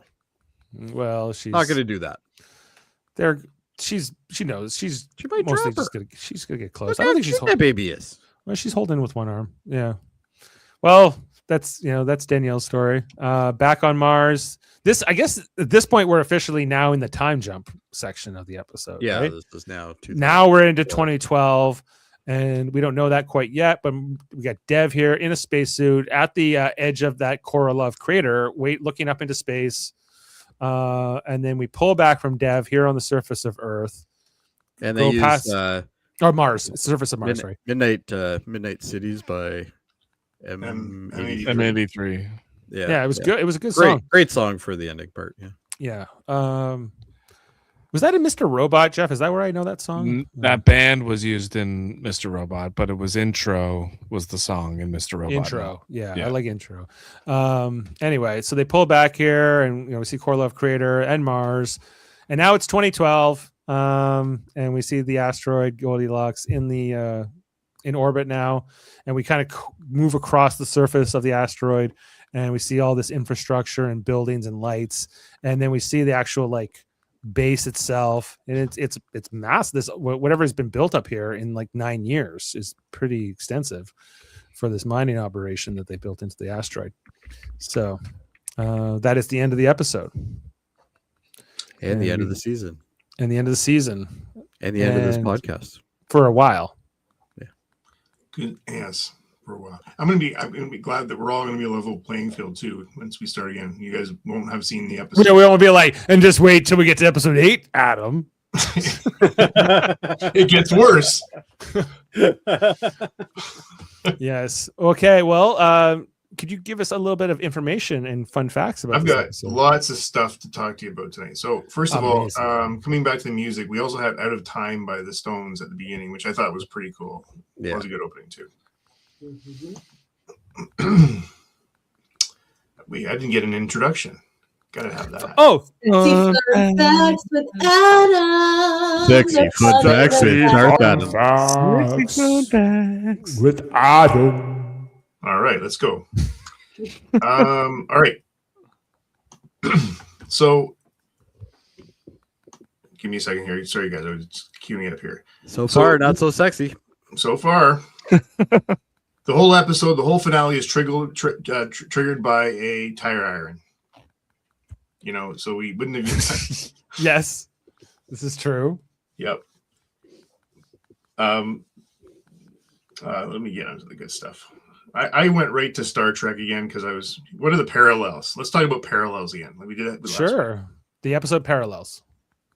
But before we get there, let's talk about Danielle Poole. Okay. She's the only original NASA era character still in active command in this episode. True. Most of them have been killed off, except for Ed. She has a very calm, clipped communication style that's calling back to Jamestown. So when you think about it, she's been doing that more than mostly the people on that ship have been alive or on that station. But she looks pretty good, considering. Yep. She's been going for 30 Hair dye plus is years. abundant.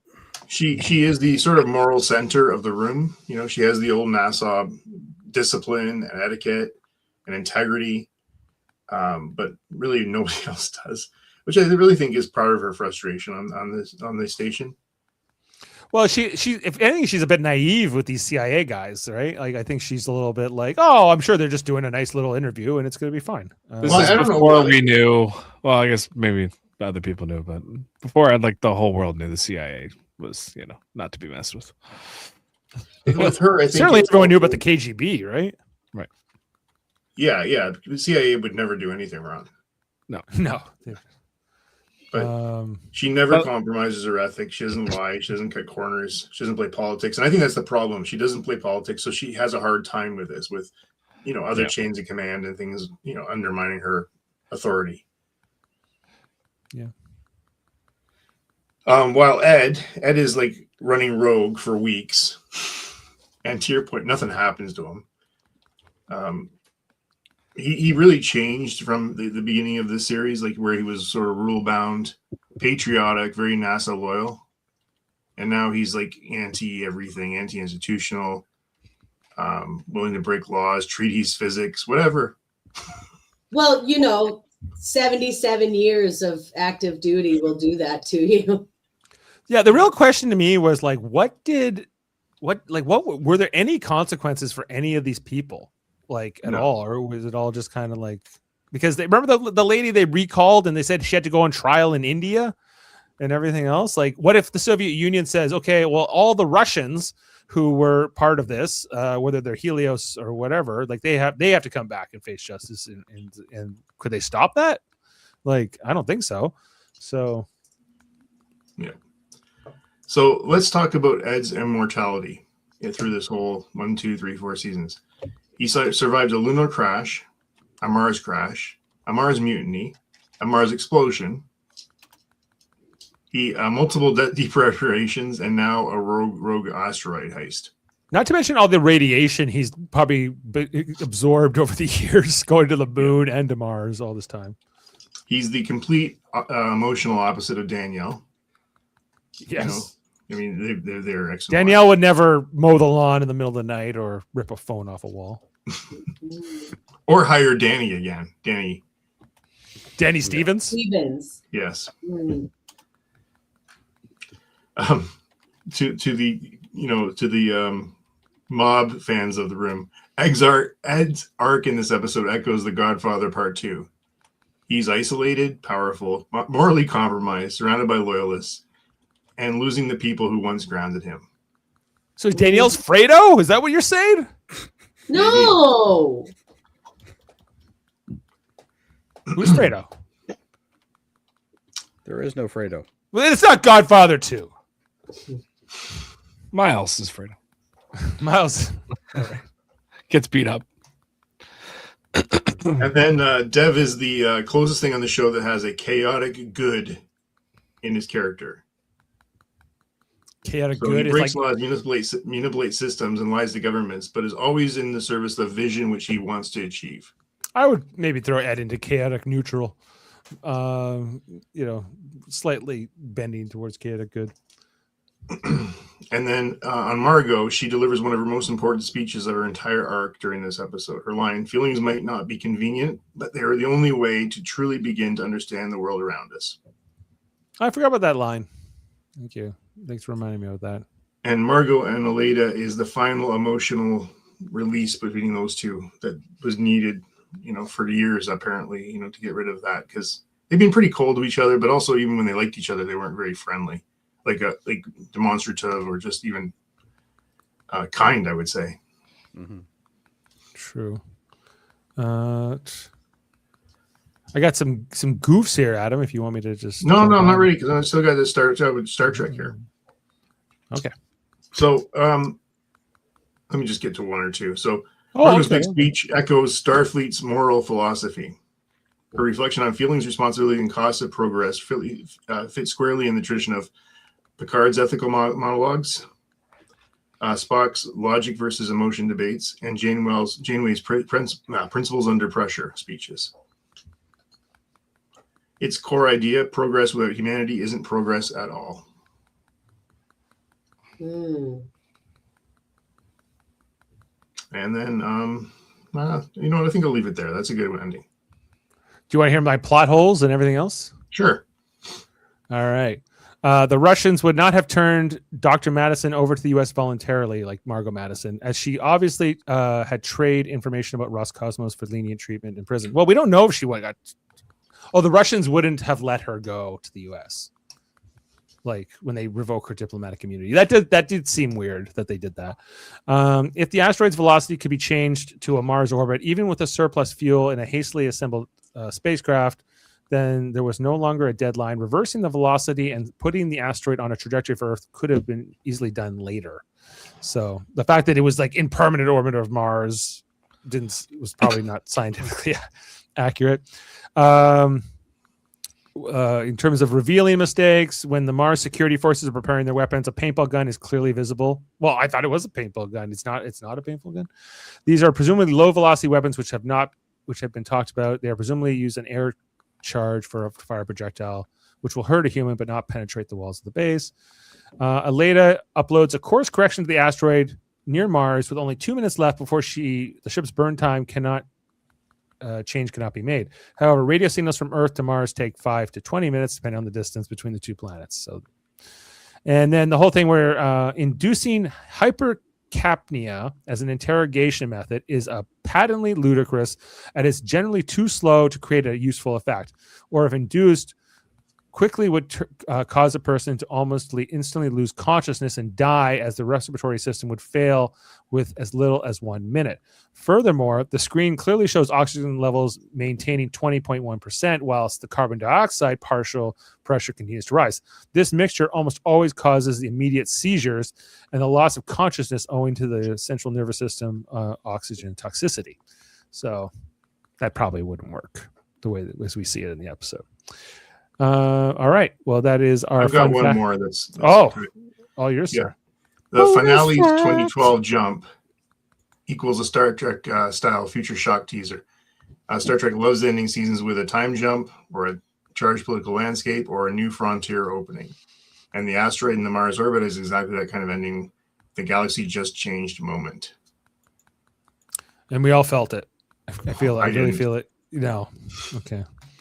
All right. Well, let's rate this episode, everyone. All right, Put our Dave, scores. I'm going to up. go first because I got to go.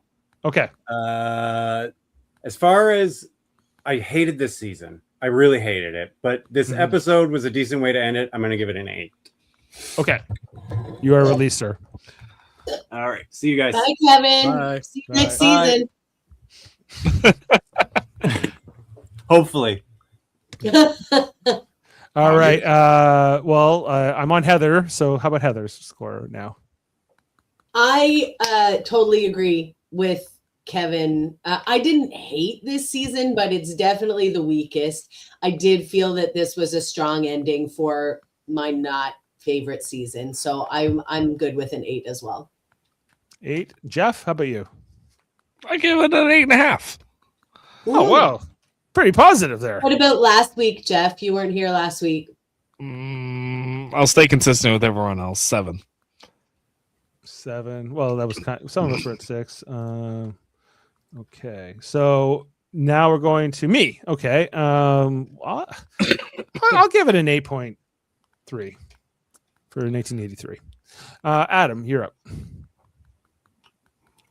7. 7. And Jody. 6. Listen, I'm not that predictable. 8. Oh, 8.1. Okay, so we are averaging an 8 out of 10 tonight for this particular episode. The IMDb score is 8.9, which is a little surprising. With only, it's fairly high. So the audience seems to really like this finale. Let's just, in terms of our averages, so the whole season, all of season 3, we're averaging a 6.8. Not great. Like that's kind of on par with like season 1 of Next Gen or something like that. Whereas you look at like season 1, we had an 8.7. Season 2, we went down to a 7.7. Then we came back up to an 8.2 for season 3. And this is, according to us, the weakest season of the 4, which I think is probably true. And yeah, in terms of all those scores there, not quite what the IMDb averages are. Actually, IMDb averages 8.1 for season 1, 8 for both season 2 and 3, and then a 7.8 for season 4. So anyway, because you know what, the people that actually stuck through it and watched it, not because they're watching it or doing a podcast, liked it, I guess. Well, and they might have watched it all in a row, like in a binge instead of a week to week. Who's to say? But that's how you do that. How can you not believe something you've read on the internet? Yeah. Well, everybody, thank you. Thanks to Adam, especially, because I know this has been we've been dragging him through the season 4. But you know what? It's you guys that bring me here every week. It's not the show. He'll be referred to now as Darth Adam. Dark Adam, yes. His label has said through the entire podcast. How about Black Adam? We could go with that, maybe. That's an actual character. So, anyway, that's been season 4. That's been 4 seasons. How long have we been doing this? When did we start this? It feels like March, wasn't it? March, so it was better part of a year. April. Actually, I can look at it right now. By the way, Adam, I have that exact same shirt. I just bought it. We did the first episode on April 7th of 2025. So it wasn't quite a year. It was more like 8 months. It took us to do these 4 seasons. That was my first day of work at my new job. That was. Yeah. Oh, yeah. Do you like your new job more than you like this show? Yes. Well, that's good. Oh, I don't know. I think I like this more than his new job, but I don't have his job, so it's. But I'm happy for you, Adam. Thank you. All those Well, things. they pay him at his job, I presume. No, but this is fun. This is nothing. This is I see how it is. Monday night. You know what? I get to spend it with you guys. It's great. Mhm. He's looking for a raise. I see how it is. Adam. I'll give you a 10% Jody, raise, sure. Adam. I'm a very that's what I emotional said. guy. I like you guys. Of course. So that has been the end of the season. We will be back for season 5, whenever the hell that is. It's presumed to be sometime this year. So hopefully the timing is going to Word has it September. September. They shot this like 2 years Oh, it's ago. done, Dave. It's ready to go. They want to time it based on when the It's other. gonna Yes, Yeah, they're timing it for something, yeah. Yeah, it's just crazy to me that it takes so long for shows. Well, and to that's come the out. problem with all these streaming services making shows now, because they just get to figure out whatever They all want to do it. They all avoid the NFL. Yeah. That's what they do. They all avoid that, yeah, for sure. Oh, so as soon as the So do NFL, I. All right, me too. except for Star Trek, because they're starting next week. And this week actually. Nobody watches Star is Trek not anyway. starting this It's week. unfortunate, but it's true. So this Thursday we are kicking off the new show. It is called Starfleet Academy. No, not that poster. Yes, we're covering 2 episodes. What is this? An episode of Glee? What are we watching? Trying to get through the songs. Which one's Kelly? Which one's Dylan? I don't know. There'll be 2 episodes we're covering on Thursday. One's called Kids These Days. That's the first episode. And episode 2, Beta Test, is the second episode. So look out for that. Yeah, it's a beta test, all right. Yeah, I think I'm on with Adam. Heather, are you on this week with us? No, you can't. No, make it, right? I'm going to a watch party for the finale of Canada's Drag Race to support our very own Moncton Queen, Samy Landry, who is in the finale. Very, very excited for that. Go Samy, vive l'Acadie. I guarantee you that will be a better time. Yes.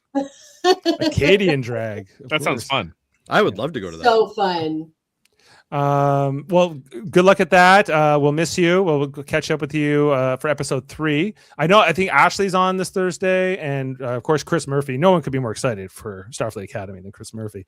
He does love Starfleet Academy. I can't wait to see his sad face. We'll see. I don't think you're going to get what you want. We are going to come back with Star Trek: The Next Generation reviews, presumably next Monday. And so our Monday episode is going to be Sins of the Father, season 3, episode 17. Yes, with, I am on that one. Yeah, so look out for that next Monday. Love it. And I think those are all the plugs right now. You can check out our Galaxy Quest Star Trek Radio Theater, as well as my recent interview with Rick from Certifiably In-Game. Check out his YouTube channel. It was great. And all the great things here on Live Long Podcast and the United Federation of Podcasts, for that matter. So without further ado, we will sign off for tonight. I think we should go out with a For All Mankind quote. I only have 2. I'm going to go with the longer one, if that's okay with all y'all. We have to do a quick little search here. Yeah. Cool. Okay. We'll see you next time, everyone. Here. Fuck you! I have been putting up with your shit for the last 30 years, watching you make wrong decision after wrong decision, only thinking about yourself like you are God's gift to the cosmos. Well, I have news for you, Ed Baldwin. You are just a pathetic old man who doesn't know when to call it a day. That's right. See you next time, everyone. Good My night. wife here? Bye. Beam up some Star Trek content with Live Long and Podcast. A roundtable movie discussion with Hey, did you see this one? And take a peek into the darkness with Heard Noise, Must Investigate with Michael Chan. Watch us duke it out on trivial debates. And let's chat about TV with the Super Mater Brothers. It's all here on the United Federation of Podcasts.